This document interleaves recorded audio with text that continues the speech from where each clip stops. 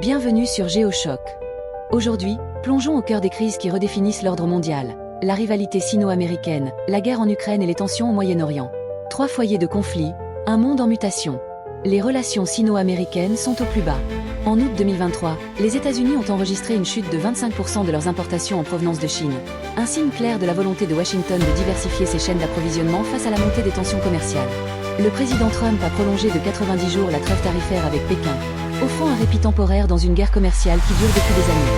Parallèlement, la Chine intensifie ses manœuvres militaires autour de Taïwan, traversant la ligne médiane du détroit de Taïwan, un geste perçu comme une pression sur les États-Unis et leurs alliés. En Ukraine, les combats continuent de ravager le pays. Le 13 août, des frappes russes ont tué 3 personnes à Lutsk et endommagé des infrastructures civiles à Lviv et Ivano-Frankivsk. Les forces ukrainiennes, malgré des pertes humaines et matérielles, poursuivent leur résistance. Des attaques de drones ont ciblé Moscou, signalant une capacité accrue à frapper le cœur de la Russie. Au Moyen-Orient, la situation est explosive. Depuis le 7 octobre 2023, le conflit entre Israël et Gaza a fait plus de 61 000 morts palestiniens, selon les autorités locales. En Iran, les manifestations contre le régime se multiplient, alimentées par des frustrations internes et une pression internationale croissante.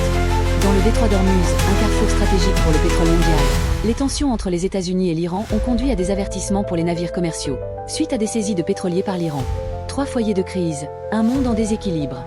La mondialisation du chaos est-elle le prélude à une nouvelle guerre froide? Abonnez-vous à GeoChoc pour suivre l'évolution de ces tensions et comprendre les enjeux géopolitiques mondiaux.